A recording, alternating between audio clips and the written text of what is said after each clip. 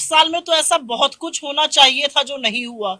8 साल में पहली बार एक किसान, दुख होता है मुझे ये कहते हुए, महाराष्ट्र का एक किसान, केदारी अगर उनका नाम मुझे याद है, तो उन्होंने आत्महत्या करते हुए अपने सुसाइड नोट में प्रधानमंत्री का नाम लिखा। ये दुख की बात है इस देश के लिए कि 75 साल बाद आजादी के अगर एक किसान आत्महत्या कर रहा है तो वो ये कह के कर रहा है कि प्रधानमंत्री जी मेरी आत्महत्या के लिए आप रिस्पॉन्सिबल हैं, आप अपने अलावा किसी की बात सुनते नहीं है, समझते नहीं है, आपने न्यूनतम समर्थन मूल्य भी नहीं दिया और हमारा जो इनपुट कॉस्ट थी वो बढ़ती गई।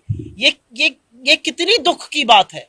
तो मुझे लगता है 8 साल में तो बहुत कुछ होना चाहिए था, खासतौर से किसानों के लिए, युवाओं के लिए, मजदूरों के लिए, छोटे मध्यम उद्योगों के लिए, जो नहीं हुआ।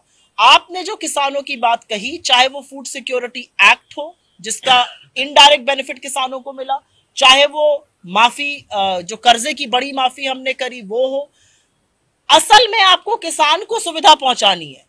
इस सरकार ने क्या किया, मैं आपको छोटा सा एग्जांपल दे देती हूं। ये एक झुंझुना बजाते हैं हर टीवी चैनल पर जाकर और हर पेपर में इनके लोग जाकर कहते हैं हमने तो जी किसान को 6,000 रुपए दिए हैं सालाना।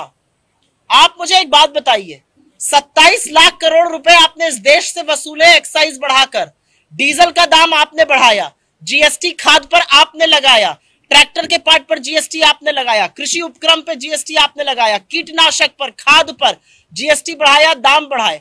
आपने खाद की बोरियां 50 किलो के बजाय 45 की कर दी और दाम बढ़ा दिया।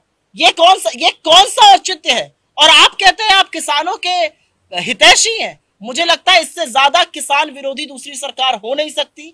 आप सब ने देखा था कि कैसे किसानों ने लगभग 1 साल बड़ा प्रदर्शन करके इस सरकार को घुटने टिकवाए और इस सरकार के प्रधानमंत्री श्री मोदी जी ने एक संवैधानिक पद के व्यक्ति से कहा कि अगर 700 लोग मरे हैं तो मुझे क्या, मेरे लिए थोड़ी मरे हैं। ये कितना बड़ा दुख की बात है कि इस देश का प्रधानमंत्री इतना संवेदनशील और इतनी असंवेदनशीलता दिखा सकता है।